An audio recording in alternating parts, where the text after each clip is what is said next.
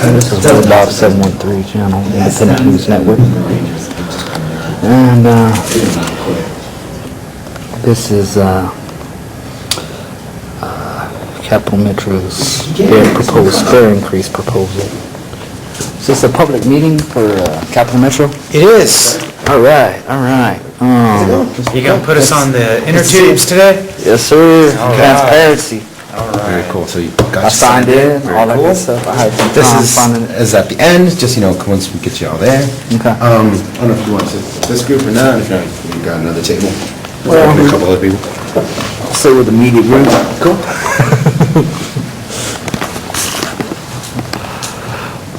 So what's this about an outside contractor with CapMetro?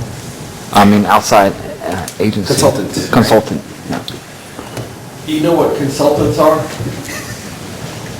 I'm sure you're gonna tell us, Mr. People Hill. that tell you what you want to hear for an enormous amount of money, that give no guarantees to what they say is actually true, and are nowhere around when it turns out what they told you isn't true, and it blows up in your face. I'm sure that happens. Presentation. That's Just presentation, like employees. voting and stuff like that. So that you Okay. actually have someone You got a fire notebook? things blow up, and then you don't know what you're supposed Something to. to write with, because we want that quantitative and, you can also get the Can you tell feedback. consultants are trying to outsource my job right now? Oh, are they? What is it you do? IT work? Oh, you do IT work? Yeah. Let's see if we can. Yeah, I guess we're all a consultant away from unemployment, I suppose. Yeah. I think it should be a defense against homicide. The person killed was a consultant. So how much is this Doesn't consultant make gonna homicide cost? legal. I don't It know. just gives You don't a know? defense I don't know, but that the maybe, person was a consultant. Actually, I don't know, but yeah, Taking a job. definitely get you that info. Yeah, I would like to see that info, definitely, because, I mean, We'll just get started here. we're, Let's do, I'd like to see a more simpler fare than what's now. Simpler, okay. We can Yeah. talk about simplicity. I'd say let's have an all-you-can-eat type of pass for rail and bus and express. Okay. Everything would basically be special events shuttles. $40 per month for a regular, and $20 for half fare. So you don't need a consultant for that. And then what my proposal would do, actually a way, I didn't bring it today, I should have. I had Yeah, it. because you were going to show us last week. I was going to show you last week. It's in my backpack. I Okay. bring my backpack today because, but my proposal would do away with the day pass, basically, and let you buy monthly passes at the fare box. Because ATMs are right by bus stops. Like this ATM right here, Chase, brand new, right by that bus stop. One on 4th and Guadalupe, ATM, right by the bus stop. Not everyone's got a checking account or a... Well, true. I mean, it would make it more convenient instead of asking the driver for change, because the driver's not going to carry change. First-time tourist from somewhere, not going to carry that. Why should tourists have to buy a 30-day pass? Well, they don't have to. What about that card? That's a store value card? Yeah. What's wrong with that? Nothing's wrong with it. It's just we have so many fare mediums out there. It's No, I pay very whatever confusing. fare I'm paying with that one. Uh-huh. I just have that in my pocket to pay it with. Oh, okay. Because I don't ride the bus daily. Your 30-day thing is great for people who depend upon CapMetro day in and day out. But it's not there for everybody. Okay. Nor is it fair for everybody. That's true. But there is a fare for everybody. I agree. Right. Well, let's go Don't ahead. videotape me. Let's go ahead and get started. So a lot of the, It's a public meeting. You point the camera at me, we won't Yeah. talk. Okay, so this is a public meeting. You point it at the person talking. Okay, well, if you're There, talking to point it me, there. I'm going to point it, because this is That's a fine. public meeting. Okay, this is a public meeting. Yes, it Sir, is. yeah. And under the Texas Open Government Code, under the Yes, sir. Texas Open Meetings Act, Yes, sir. okay? I have a right to do that. Yes, because you it's the do. First, this is the First Yes, you do. Amendment under the United States Constitution. Yes, you do. And this is a one-party consent state. all right, let's get started, okay? Okay? We'll try to get through this in the most polite way possible for everybody. And this is not the first time I videotape. I've videotaped at CapMetro board meetings. Well, I want to thank you all for coming out this afternoon. I think we'll start I'm just going to get around. showing you guys a quick video, just to give you an update on some of the things CapMetro's been working on. Juan, is all the sound hooked up? Is ready? Yeah. Why don't you hit that one of those lights there? So that's just a quick 3 or 4 minute video, and then we'll get into all the discussion on the fair study. Okay? Yeah, I think that one's pretty good.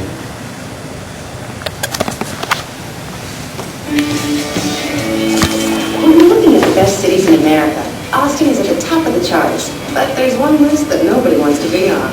And with more than 150 people moving to Central Texas every day, our mobility problems will only get worse. We don't have the money or the space to build enough roads to keep up with our growth.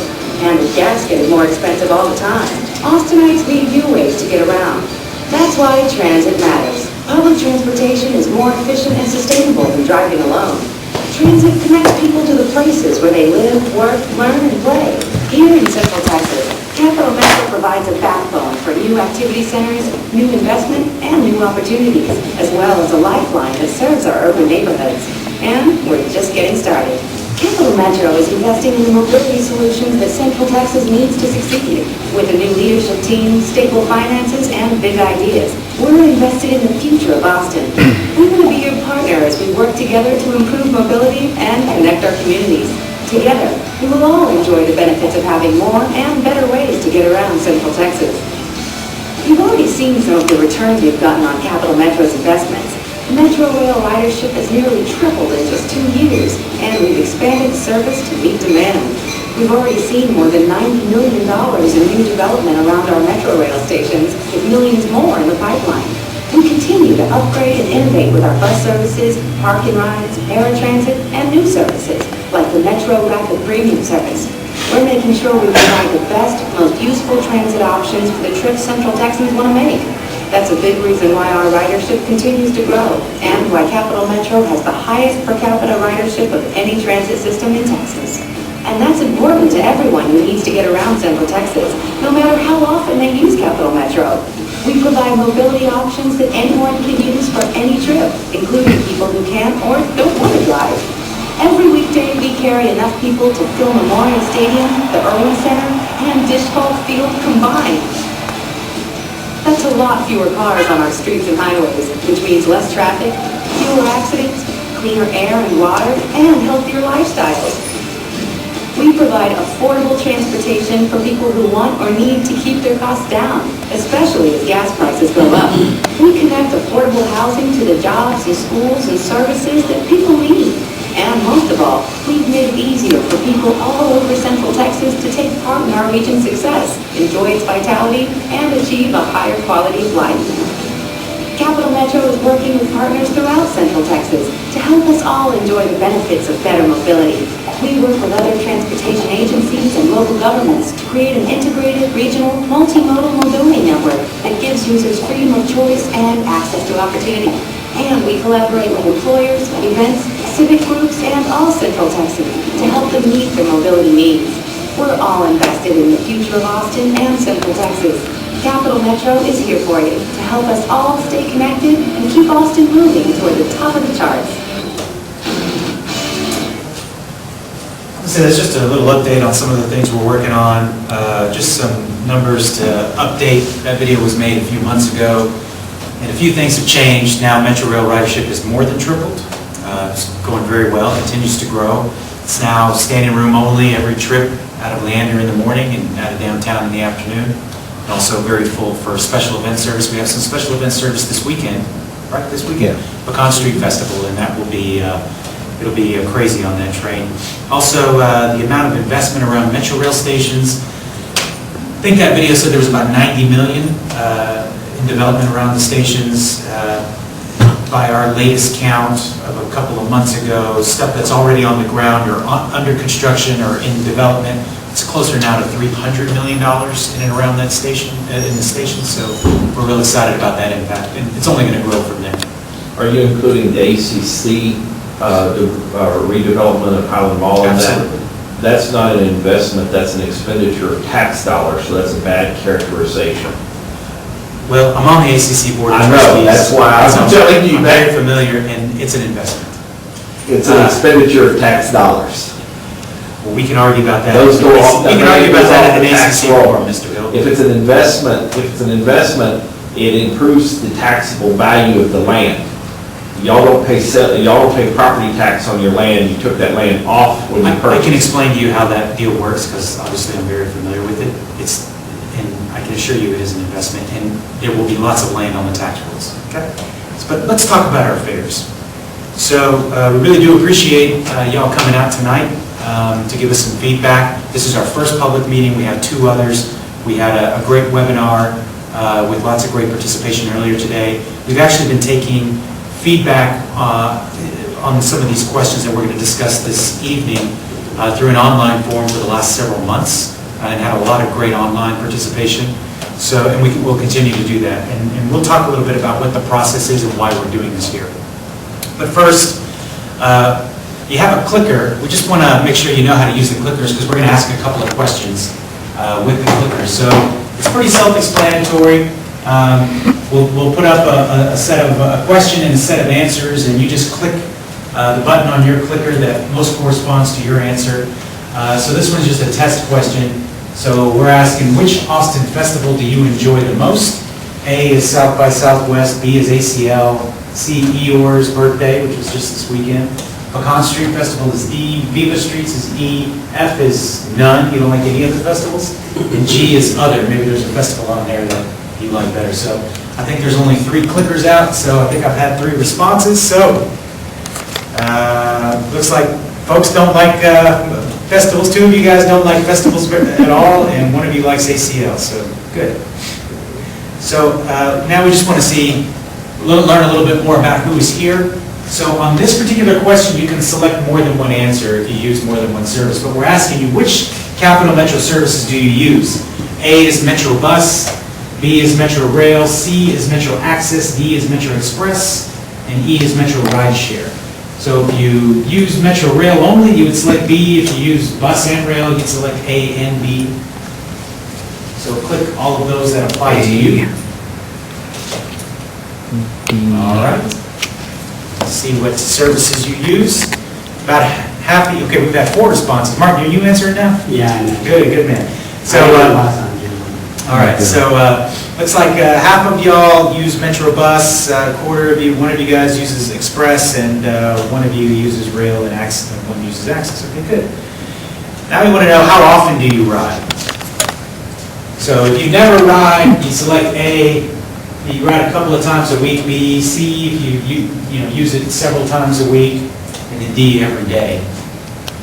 Just kind of give us an idea of how frequently y'all use public transportation. And again, you don't feel like answering, you of course don't have to. Everybody had a chance to click. And so the way the clickers work, this one you just select 1, and if you change your mind, just select the one you want. It will accept only your last answer.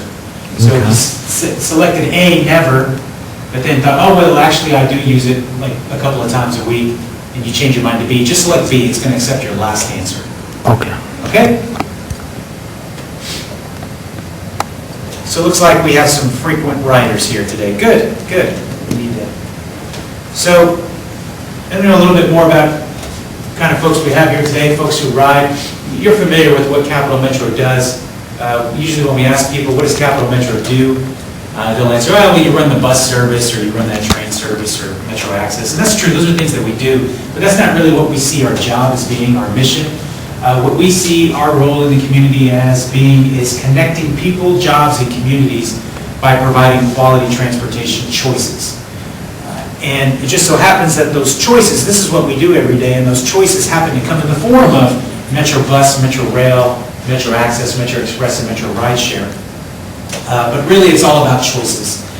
And so we provide, a set of services to try to meet as many people's diverse transportation needs as possible. It's very difficult to do because everybody's transportation needs are different. So to design a system that works perfectly for everybody is very, very difficult, but we do the best that we can to try to match up different services with different needs. So for example, Metro Rail, which some of you are familiar with, is a commuter rail system. It's designed for commute trips. It's not the kind of service that you would want to take to go around the corner to get your prescription, that's not what it's for. You know, you would ride Metrobus for something like that. So they're all designed to meet different needs. And as a matter of fact, they all have fare structures that are designed to meet those needs as well and try to reflect that kind of service, and we'll talk about that. But that's what we offer. We are real excited, as most of you know for sure, I'm sure, to offer a new transportation service, a transportation choice for Central Texas in 2014 with our first 2 Metro Rapid lines. Those will come online January of 2014 and sometime later in 2014. That will add one more block to our suite of services. So to operate all of that, and we operate about 1.2 million hours of service every year. That's a lot of service. It costs CapMetro, when you add up all the operations and capital it costs to maintain and to service this system, around $275 million a year. It's a lot of money. So where does that money come from? Well, some of you are probably familiar that the overwhelming majority of that money comes from the sales tax that is collected in our service area at 60%. We have a pie graph up here, and the big green part is the sales tax. Another 11% is from federal operating grants. But the point we want to make here is how small a proportion passenger fares are as far as part of CapMetro's revenue. Only about 6.5% of all the money that CapMetro brings in to provide our service is brought in by fares. And now that's a lot of money, about $18 million. So that's not a little bit of money, that's a lot of money. But when you compare it to the sales tax and the federal grants that we get, it really is a small portion of what we use to fund the service. Now, the reason I bring that up is because there's, in many cases, I don't think anybody here, but there's some misconceptions in the community. A lot of folks, if you ask them, think that most of CapMetro's money comes from fares, when obviously that's just not true. But this is what we'll be focused on tonight, is our fare revenue. So, why are we here? What is it that we're trying to do? What is the problem that we're trying to solve, or the opportunity that we're trying to capitalize upon? Well, we have known and have heard from lots of folks in the community, I heard some comments earlier tonight, that CapMetro's current fare structure has some challenges, has some problems, or it's not taking advantage of all the opportunities it could. We have a system that's outdated. So our fare structure represents kind of the old way that CapMetro did business and some of the old ways of collecting a fare. It doesn't really represent, for example, the new services that we are going to provide, like Metro Rapid, and that we're planning for through our Project Connect long-range regional transit planning process. And so we would want to have a fare structure that accommodates those new services that we hope to introduce to the community. And also outdated from technology. There's lots of new technologies out there that could make it more convenient, more efficient for us to collect fares, but quite frankly, we don't believe our fare structure is well situated to be able to capitalize upon. One commonality here tonight is we've heard that our fare structure is complicated. Mm-hmm. We've also heard that parts of it are really simple. We've heard a lot of positive things. People really like the day pass and the $1 fare because you don't have to have change. It's really easy to remember. But there are other pieces of it that are more complicated, like the express fares or the zone fares on the rail. And so we want to look at whether or not our fare structure needs some changing because of how complicated it is. And then our fare recovery rate. For many, many years, CapMetro had, and we still do have, I believe, the lowest base fare in the country. What is a base fare? A base fare is, for transit agencies, what they charge to provide a one-way trip on a regular bus. And they call it the base fares because all your other fares and passes are usually based upon that one fare. So for example, CapMetro's base fare is $1. It costs $1 for you to go right here on, does the 19 still come down here? The 19, mm-hmm. I used to live over here. I hated that route. The 19, you know, if I wanted to do it, well, we've straightened it out a little bit, but it's bad. So, you know, to go from here to far west on the 19 is $1, right? Just one way. So, but all of CapMetro's other fares are kind of based on that fare. So the day pass is doubled, it's $2. And then the way we calculate the discount that people get for buying fares in bulk, that's what a monthly pass is currently. You're actually buying fares in bulk. We base that on the average usage that somebody would have over a 31-day period of transit, and then we put a discount on. So everything's kind of based on that base fare, right? And so again, Capital Metro for many, many years had the lowest base fare in the country. And even though we've raised it from, what was it, at one point it was 50 cents, then we raised it to 75, now it's $1. So we doubled it, but it's still among the lowest, if not the lowest in the country. Actually, it was 50 cents and it was zero, then it was 50 cents. So, yeah. But recently, we've raised it up to $1. So what that leads to is a very low fare recovery ratio. And there's a lot of terms for this that are used interchangeably. There's a fare recovery rate, a fare recovery ratio, fare box recovery ratio. But essentially, it's of the cost of service, how much of it are you getting from the fare box, from which you're charging passengers. And because Capital Metro had among the lowest fare recovery rates, lowest base fares in the country, and some of the lowest pass costs in the country, we also had the lowest fare recovery ratio in the country. We were sitting somewhere like 5 or 6%, very, very low compared to other agencies. With that doubling of our base fare and the other passes accordingly, we've gotten, it fluctuates somewhere around 10, 11%, which is much better, but it is still about the lowest in the country.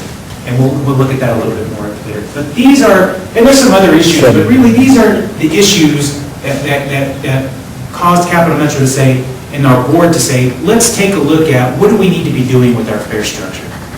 And as was mentioned earlier, I think with a couple of you, we brought on a consultant who's worked on these issues nationally to help us benchmark Capital Metro against other agencies, against the goals that our board has set for us for what we want to accomplish with the fare, and we'll talk about that in a second, and make some recommendations on what we ought to do to our fare to accomplish more of our goals.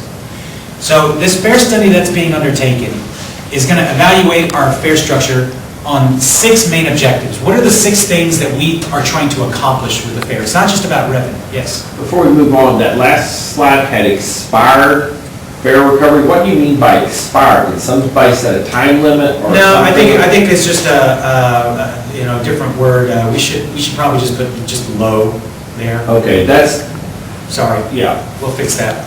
So what are the 6 things? So, it's, when you charge a fare, you do it for a reason. It's not just to raise money. I mean, there's other things that you try to accomplish with the fare, right?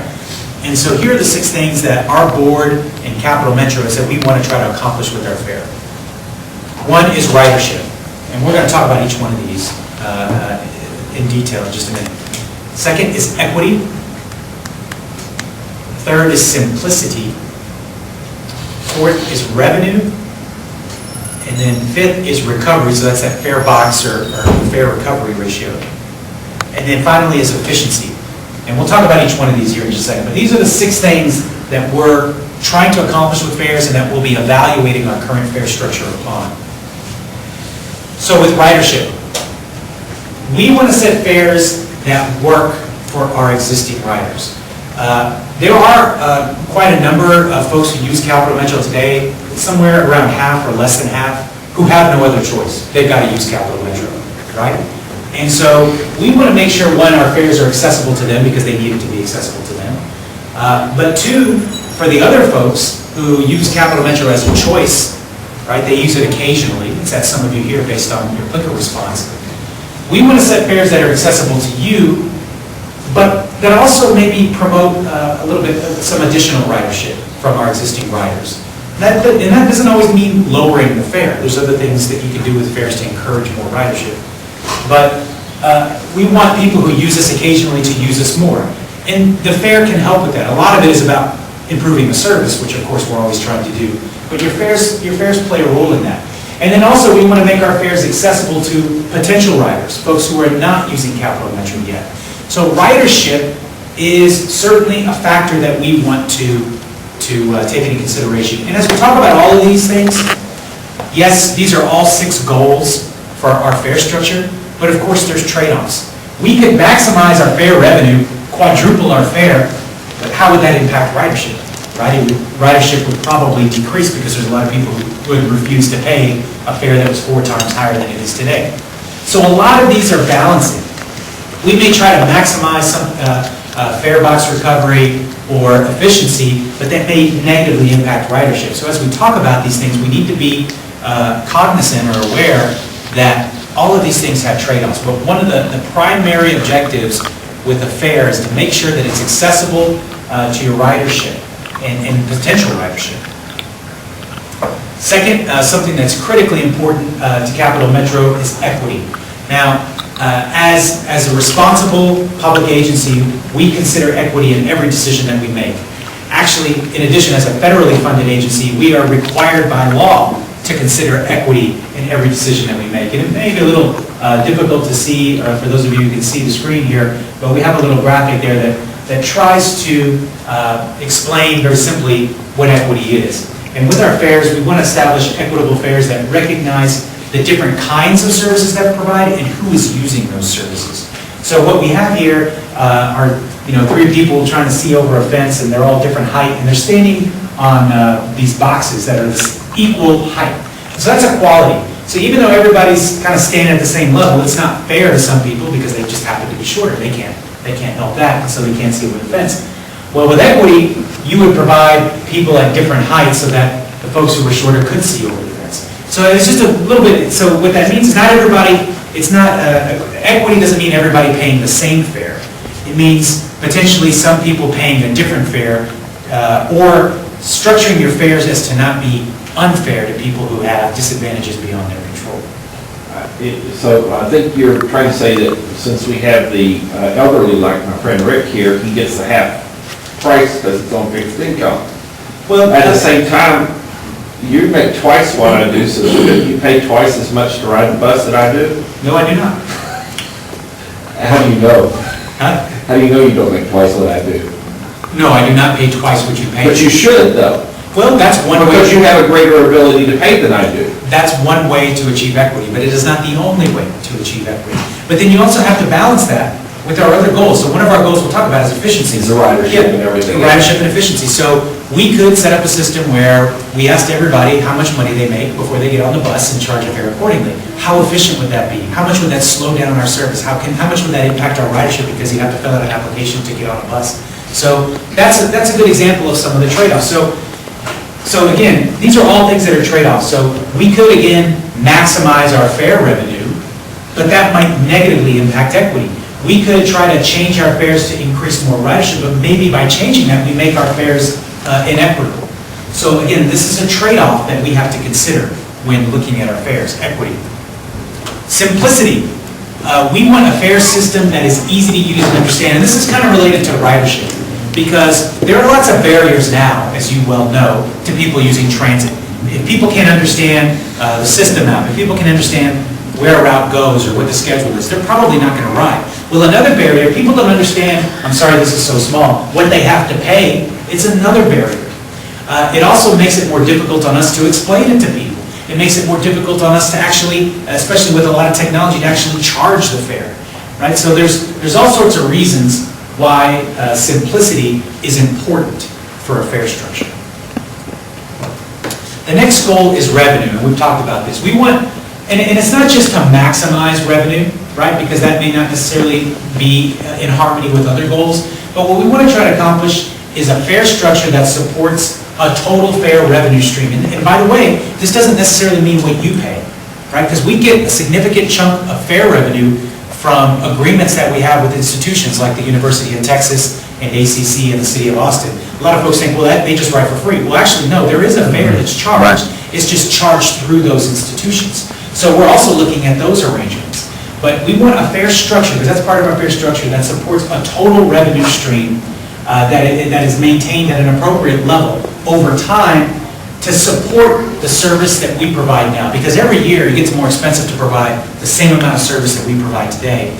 But we also want a revenue stream that will help us fund improvements and growth of the service. Will you have a question? Yes, I have a question. The question is about the University of Texas. I noticed that they're the only ones that have a contract with Capital Metro. Actually, no, they're not. And ACC and the City of Boston. But Texas we State. have another contract. So- But Texas State and Hudson Tellison don't have a contract, don't have an agreement in place. I don't think it's fair to the people who are coming in from San Marcos, riding the Bobcat, over to Austin and utilizing CapMetro services when they don't have the same type of discount. Isn't it like 55 cents per dollar? It's like 5 cents above half fare. That's the per rider. That's the agreement. I believe UT and ACC pay, and maybe Austin, City of Austin pay 50 cents per ride.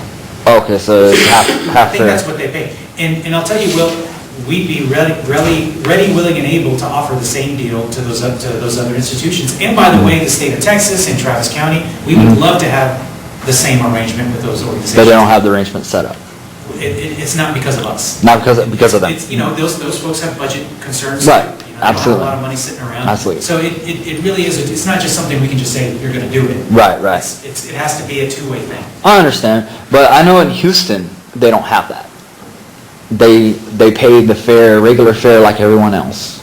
And in San Antonio, be it has a semester pass, it's good for all colleges. They just show a student ID, and it's a semester That's great pass. for them. I can't speak to how their fare structure, but everybody's got a different situation. And here in Austin, that's the way we have it structured. But if you think we should structure it differently, please make sure to provide that feedback. So again, our revenue goal is, again, just to have revenue that helps us support what we have now and grow for the future. So that's cool. But again, trade-offs with some of these other goals. We talked about fare box recovery. So and I'm sorry, we need to change this so that Austin is on here somewhere, but I told you, Austin has a base fare of $1 and a fare recovery. It used to be about 5 or 6%, now we're upwards of 10, 11%, just depends. So you can see here the base fares. This is a list of some of our peers, transit agency here in Texas and some of similar cities around the country. And you can see that, you know, they're kind of all over the map. You've got Sacramento and Dallas at $2.50. You got San Antonio at $1.10, although I think they may have changed that. They changed it. Yeah, it's gone up a little bit. 5 cents, actually 10 cents full fare, So- $1.20 now. CapMetro would be the lowest on this list at $1, and our fare recovery would certainly be the lowest on this list. QB right in Fort Worth. Yeah. Yeah, somewhere around there, yeah. So on this, you can just say one other thing, Mr. Hill, before I get to your question. Okay. Fare recovery is not just about revenue, right? It's a simple fraction. It's your revenue over, your fare box revenue over your cost of service.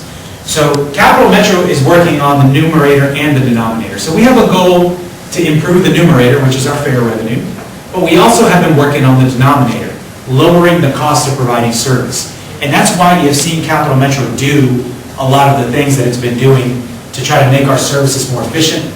Service Plan 2020, the last 3 or 4 years of service changes have been about improving the service and making it more efficient, reducing the cost of service. Our recent effort to contract out our services to third parties, to McDonald Transit, Veolia First Transit, a lot of that is to control the growth in cost of providing the service. So there's a number of different things that we've been doing to try to attack that denominator, but you got to do both. If you're trying to improve your fare recovery, you need to lower your cost of service and increase your revenue, and those two things together will improve this fraction or this ratio. Do you have a question, Mr. Yes, I can't speak to the ones below San Antonio because they're not in Texas. But you earlier stated everybody has a different situation. And when you throw this number up here, you're just throwing this up without looking at the different situations. I know that in Houston and San Antonio, both of those systems in their sales tax revenue, where y'all take a full penny, they only take 75% of that penny, and the other goes to freeway construction through their metropolitan planning organization. Y'all have never done that, and so each situation is different. So when you talk fare recovery, y'all recovering an extra quarter of a penny from us in the sales tax that those entities have given up to attract more state and federal funding through their MPO to improve their freeways. So while they're not on the top 10 list of worst roads in Texas, which you started off the video saying about our transit system, we don't have no solutions, we don't have room, we don't have money. They, in the last 2 decades, attracted money by leveraging their penny sales tax for transportation to attract those funds and rebuild their freeway systems. The leadership, the former leadership of Is CapMetro, there a question in here somewhere? yes, Okay. CapMetro did not do that. As such, we are stuck with a low fare, which we have now, and a cruddy freeway system. Now you want to compare numbers saying we had the lowest fare, but we had the worst traffic because we've had the lowest fare. They have better freeways because they have had a better fare recovery. They've done the better fare recovery through their fare and gave up some on the sales tax side. They are higher because to get their recovery rate where it needs to be, they had to because they weren't getting as much from the sales tax. We still take the same amount from sales tax. They are still taking less from sales tax, yet you want to make our fare equivalent to them, yet you will not give up that quarter cent to the MPO. Why not? Why are you coming to us with this when you won't follow the model? You're saying everybody's different, but let's look at apples and apples in Texas I got your cities. question. Point made. So a couple of things there. Number one, I'm not proposing anything, right? I'm just talking about what I'm just comparing different fare recovery ratios, okay? Number two, you're incorrect. Actually, for many years, CapMetro gave away a quarter of our penny to the municipalities in our jurisdiction. Now, what they did with it was their prerogative. Not to the MPO though. No, we gave it to the city of Austin, we gave it to Leander, we still give it away, it's called a regional mobility program. We don't give away a quarter cent. Asinine bodies. Well, so the other thing was a cent for the sales tax, but they are levying that in a much larger jurisdiction than we are levying here in Central Texas. And so we could probably spend a long time trying to normalize those things and analyzing them. For simplicity's sake, I'm just trying to make the point that we have a fair recovery ratio. All of these situations are different, but we have a fair recovery ratio that is substantially different from other peer cities. We have a base. What we want to hear from you, are these the right goals? Do you agree these are goals that we should be trying to address through our fares? Are we missing a goal? And then later I'm going to ask you which of these goals is most important to you. And that's all we're doing at this point, because we don't have a formal proposal yet. And I'll talk to you a little bit more about the process. So I'd like to ask you to do